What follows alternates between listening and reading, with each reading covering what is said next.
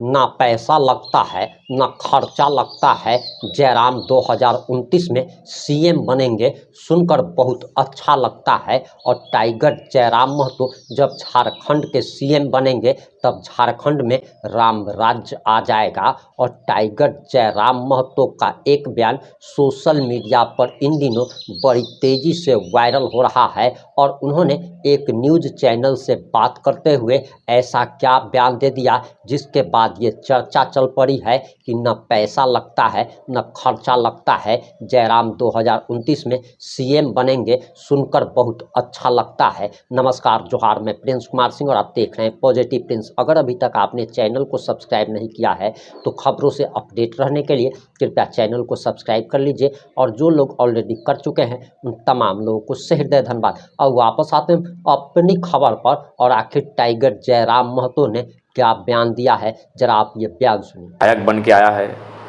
और उससे हम अपने दर्द को साझा कर सकते हैं। कई मसले ऐसे आते हैं जो मेरे स्तर के नहीं होते हैं, लेकिन चूंकि हमारे पास आ जाते हैं तो हम कम से कम प्रयास करते हैं। तो उनको लगता है कि काम होना ना होना, ये तो जान ही रहे कि आज के दौर में समस्याएं, परेशानी, कठिनाई इतनी है कि कोई आकाश से शक्ति आए तो ही समाधान हो पाए धरती पर। तो लेकिन फिर भी लोगों को लगता है कि इसके पास जाने से वो प्रयास करेगा, वो सोचेगा मेरी समस्याओं के बारे में, वो कम से कम 2 मिनट 5 मिनट जरूर हमको समय निकाल कर देगा, चाहे समस्या कैसी भी रहे, कहीं का भी व्यक्ति रहे। तो फिर उसी उम्मीद के साथ हमें लगता है कि जब जब हमारा जनता दरबार होता है, सैकड़ों नहीं हज़ारों की संख्या में लोग आते हैं और 4-5 घंटा तक हम बैठकर उनकी समस्याओं को सुनते हैं। जिन जिन विभाग से संबंधित समस्याएं होती है उनसे बातचीत करते हैं, उन मूलभूत समस्याओं को लेकर लोग मिलते हैं। आज तो हमें जितने भी लोग हमसे मिले, लगभग 90% लोग अपने निजी ज़मीनी संबंधित मसलों से भी आज परेशान दिखे हैं। और हमने यथासंभव प्रयास किया कि उनकी समस्याओं का निवारण हो। उसके बाद बहुत से लोग अपने कभी नियोजन करते थे, उनको हटा दिया गया है, पेमेंट नहीं मिला है, कहीं रुका हुआ है, फाइल कहीं रुकी पड़ी है, काम कुछ रुका हुआ है, इस तरह के विषय हैं। तो मैंने कुल मिलाकर बहुत सारे विषय आते हैं और उन पर हम लोग अपना अटैम्प्ट देने का प्रयास करते हैं। उन जगहों को करप्शन शून्य होना चाहिए उन जगहों पे, चूँकि आम जनता की सीधी आस्था वहाँ से है। आम जनता बड़ी चीज़ों को नहीं जानती है, बड़े नियमों को नहीं जानती है, लेकिन आम जनता जो है प्रखंड को, अंचल को सीधा जानती है। तो वहाँ सुधार की आवश्यकता है। वो करप्शन बिल्कुल नहीं होना चाहिए, पूरे राज्य में नहीं होना चाहिए। और ये सारी चीज़ें ही आम जनता के लिए वरदान होगा। सरकार इस पर सोचना चाहिए। हो चुके थे और आगे होने का कारण था कि वो गाड़ी थोड़ी सी पुरानी है और वो गाड़ी हमारे एक साथी की है जिन्होंने हमें लोकसभा चुनाव से ढेर पहले ही वो कहा था कि आप यूज़ करिए इस गाड़ी में। तो बारिश के कारण आगे जो आईना है वो थोड़ा धुंधला पड़ जा रहा था। तो हमारे उस गाड़ी के जो वाहन के चालक थे उन्हीं के घर पे हम लोग बैठे हैं, उन्हीं को देखने आए हैं, दिनेश जी हैं। तो फिर उतरे और उसको पहुंचने लगे। तो हम लोग बोला नहीं, आप लोग बढ़िए, आप लोग थोड़ा सा स्लो चलिएगा, हम लोग मेंटेन कर लेंगे और आप लोग को मतलब ओवरटेक कर लेंगे, फिर हम लोग आ जाएंगे सामने। तो हम लोग बढ़े गए और हम लोग भी लगा कि आगे तो पुरलिया में स्टॉप करना है, चाय पानी के लिए, नाश्ता पानी करना है, क्योंकि हम लोग वहाँ 5 बजे ही खाना खाए थे और लगभग रात के आधी रात का समय होने वाला है। तो पुरलिया हम लोग का स्टॉप होने वाला था। हम लोग चले पुरलिया में ही रुकेंगे। तभी अचानक उनका पिछली गाड़ी के जो साथी थे उनका सब फ़ोन आया कि हम लोग की गाड़ी का एक्सीडेंट हो चुका है। तो थोड़ा सा हर कोई पैनिक, स्वाभाविक है पैनिक होना, गाड़ी का एक्सीडेंट होना, और बोल रहे हैं कि नहीं लहू बह रहा है, खून से लथपथ हैं। तो हम लोग बस यही कि भाई कोई अनहोनी ना हो। एक्सीडेंट में खरोंचें आती हैं, चोटें आती हैं, हाथ में फ्रैक्चर होता है, पाँव फ्रैक्चर होता है, हेड फ्रैक्चर होता है, लेकिन कोई अनहोनी ना हो, अप्रिय घटना ना हो, इसी मैंने प्रार्थनाओं के साथ हम लोग बैक हुए हैं। अब चूँकि सब चोटिल है, गाड़ी मतलब रोड को छोड़ के काफ़ी अंदर जा चुकी है। हम लोग सोचे कि घटना घटा है तो रोड में ही होगा। तो हम लोग फिर जब उधर से हम लोग बहुत, उसके बाद हम लोग जब रिटर्निंग आने लगे तो बारिश की बूंदों के बीच भी हम लोग रफ्तार में आए, चूँकि पूरा पैनिक हो रहे थे। तो हम लोग लगभग 15 किलोमीटर पार कर गए, कोई दिखाई नहीं रोड में। फिर इन लोग को जो फ़ोन कर रहा था उसको डांटे थोड़ा, यार तुम क्या करते हो, तुम लोकेशन भेजो चुपचाप जल्दी से, और नहीं तो रोड में आओ और जो भी गाड़ी है उसको हाथ मांगो, उसको रोको, क्योंकि हम लोग बहुत मतलब आगे आ चुके हैं। फिर हम लोग यू टर्न लेके वहाँ पहुँचे। यानी उस दरमियान हम लोग को मैंने आधा घंटा का समय लैप्स हो गया। ये हमसे 3-4 किलोमीटर भी पीछे थे। लेकिन रोड में नहीं होने के कारण हाथ किसी के, चूंकि हम लोग रिटर्न आएंगे तो जान से बात है अपोजिट साइड से आएंगे ना, और घटना जाते समय घटी है, हम उधर से घूम के फिर आएंगे।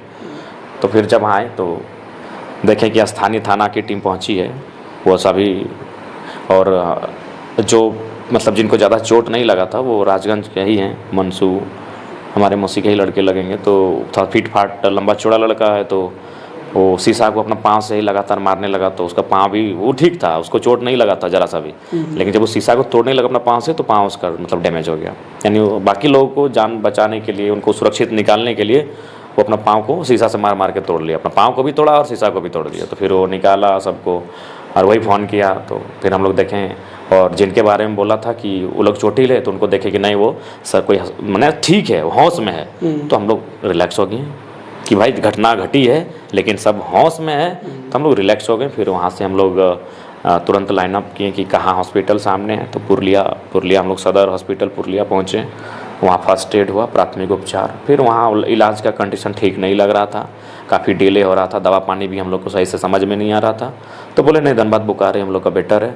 तो फिर हम लोग एक एक करके डिस्चार्ज करते गए, और हर एक हम लोग 3 एम्बुलेंस किए, चूँकि 7 लोग चोटिल थे, तो 3 एम्बुलेंस किए, और हर एक एम्बुलेंस में चूँकि एक गाड़ी में 6 लोग थे, जिस वो सारे के सारे फिट थे, और तब तक पुरलिया में 2 घंटा हम लोग का लगा, तब तक हमारे बहुत सारे साथी धनबाद से भी पहुंच चुके थे, सरायकेला की टीम लगभग आ चुकी थी। तो हम लोग एम्बुलेंस को हम लोग डिस्चार्ज करते गए कि आप किसी भी रह जाइए, साथ जाने की कोई आवश्यकता नहीं, जो पहले जाइए, समय गंवाइए नहीं और पहुँचिए। तो फिर हम लोग वहाँ से धनबाद आए, धनबाद में सब कोई जिम्स में, कोई SRP में हुआ, और फिर एक आध दिन में ही सबको मतलब डिस्चार्ज मिल गया। विधायक से असहमत होना, वैचारिक मतभेद होना स्वाभाविक है, लेकिन कम से कम एक माननीय दूसरे माननीय के लिए जिस शब्द का प्रयोग किया है वो उन्हें निंदनीय है। और मांडू के विधायक ने जो किया सो किया, जो तुच्छ कार्य किया सो किया, लेकिन उससे भी बड़ा ताज्जुब और दुर्भाग्य का बात है कि लोग ने उसका समर्थन कर दिया। यानी हम ये देख पा रहे हैं कि एक गाँव के लड़के का राजनीति माने से लोग आलोचक नहीं, हैटर्स बन गए हैं। यानी हमसे जरा मातो से इतनी नफरत कि उसकी माँ को गाली दिया गया और लोग उसका समर्थन कर दिए कि हाँ ठीक हुआ। निसंदेह हम भी जब विधायक नहीं बने थे, हमने कई शब्दों का ऐसा प्रयोग किया है, हमने कभी परहेज नहीं किया उन चीज़ों को स्वीकारने में, और जब किसी को ठेस पहुंचा तो हमने माफ़ी मांगने में कोई परहेज नहीं किया, लेकिन हमने कभी माँ बहन के शब्दों का प्रयोग नहीं किया था। ये बड़ा दुर्भाग्य लगा कि आजसू पार्टी के सबसे पढ़े लिखे विधायक, डॉक्टरेट की मानक उपाधि धारण करने वाले विधायक ने इसे AI जनरेटर बताया, जबकि ओरिजिनल है, जो बड़ा बड़ा आहत का विषय कि आप अरे क्या था, 10 सेकंड का था कि भाई फिसल गई, स्लिप ऑफ टंग, जो भी अंग्रेजी का एक वर्ड है, स्लिप हो गया।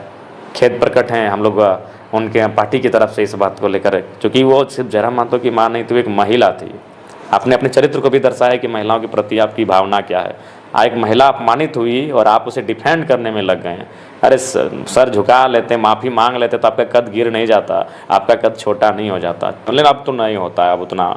माने बाकी जो चावल को छोड़कर जो राशन हम कहते हैं, तेल मसाला, हाँ कई सामग्रियाँ होती हैं, तो आप घर में समय नहीं दे पाते? नहीं, समय नहीं दे पाते हैं हम। उसके बाद भी जब गए थे घर, हाल ही फिलहाल गए थे, तो माँ बोली कि हाँ रे सुना ये 2 लाख रुपया महीना मिलो हो तो कुछ होने दे नहीं। हाँ, एक विधायक की माँ की बोली है, लोग कैमरे पे कहेंगे तो लोग बोलेंगे हम बना के बोले नहीं। तो हम बोले भैया हम तो अगर में 1.5 लाख बांटे के बात कर दे रही हो, तो हाँ रे 50,000 बाँचो ना तो सैटा में। तो हम बोले अच्छा ठीक, हम एक साथ, तो फिर हम बोले कि ठीक है हम कुछ भेजा देंगे। तो फिर हम कुछ दिनों के बाद 50,000 रुपया भेजा है माँ को।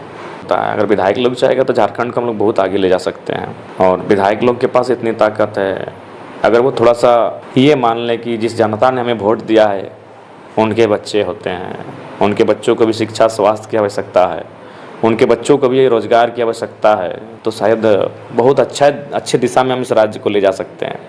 लेकिन जनरली सामान्य तो देखते हैं, जो मैंने अनुभव किया, कोई भी अगर विधायक बनता है तो सबसे पहले वो यही प्रयास करता है कि कहाँ मतलब अपना बिजनेस को सेटल कर पाएँ, कहाँ 2 पैसा इन्वेस्ट करें, 2 रुपया कि वहाँ से 10 रुपया का इनकम हो। ये मेंटेलिटी लगभग सबकी रहती है। हमारे पास भी बहुत सारे लोग आए हैं, बोला विधायक जी कहीं 2-4 रुपये फंसाइए, पूंजी लगाइए।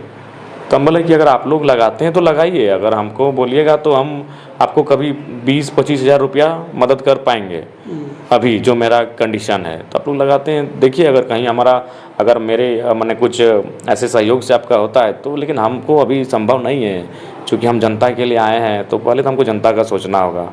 और स्वाभाविक है जितना हम लोग जो भी हमारे पास आता है कहीं से भी, तो कभी हम इस बात का संकोच नहीं करते हैं। जो आप सामने देखते हैं कोई इंसान खासकर हॉस्पिटल से संबंधित, तो जो हमारे पास यथासंभव होता है हम उसको बिना सोचे समझे। ये आइडियोलॉजी नहीं होती है। उस समय जो जीवंत राजनेता होते हैं वो प्रभावित करते हैं पार्टी को।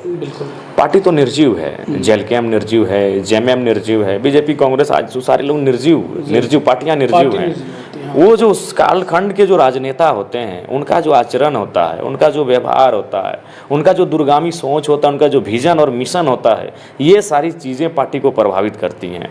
और फिलहाल जो देख रहे हैं पार्टियों की स्थिति, अभी झारखंड मुक्ति मोर्चा जो जल जमीन जंगल की बात, झारखंड की बात, स्थानीय नीति खतियान की बात करने वाली पार्टी, और आज मैंने उनकी जितनी भी नियुक्तियाँ, उनकी जितनी भी योजनाएं, उसमें झारखंड कहीं नहीं दिख रहा है।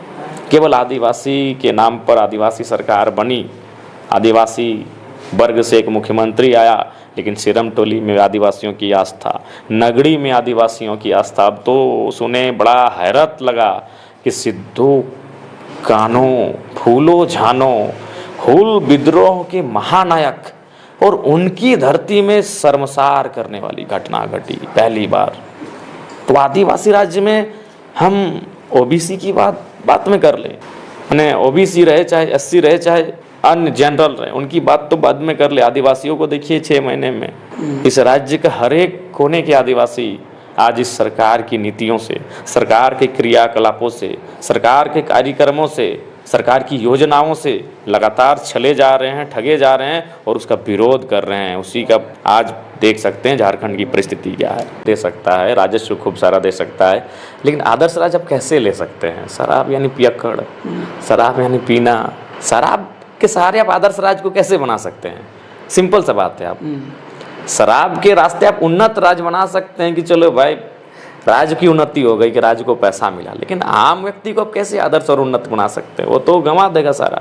तो शराब पर पूरे देश को, राज्य को सोचने की आवश्यकता। लोग लगभग हर एक जगह में संगठन कार्य कर ही रहा है। हर जगह एक्टिविटी आप देख पा रहे होंगे, एकजुटता भी देख पा रहे होंगे, तुरंत किसी कार्यक्रम में सम्मिलित हो जाना भी आप देख पा रहे होंगे। तो लगातार वे भी लक्ष्य बना चुके हैं कि हमें फ्यूचर में क्या करना है।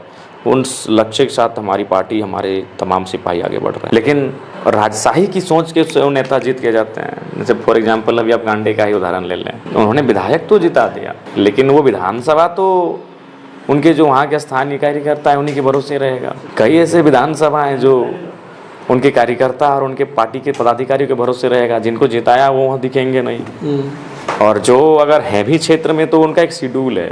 और आप भी देखते हैं, हमने भी देखा है कि नेता का मतलब तो सुबह जितना जल्दी भोर जा सकते हैं। एक मानसिकता था कि भगवान से पहले नेता के घर पहुंचे। हमने स्पष्ट जनता से कह दिया है कि गड़बड़ाने की जरूरत नहीं है, आराम से खाइए पीजिए, 9-10 बजे आइए। आपने टाइगर जयराम महतो का पूरा बयान सुन लिया होगा। अब आपकी क्या प्रतिक्रिया है? अपनी प्रतिक्रिया जरूर दीजिएगा। जुड़े रहे हमारे साथ। जय हिंद, जय भारत।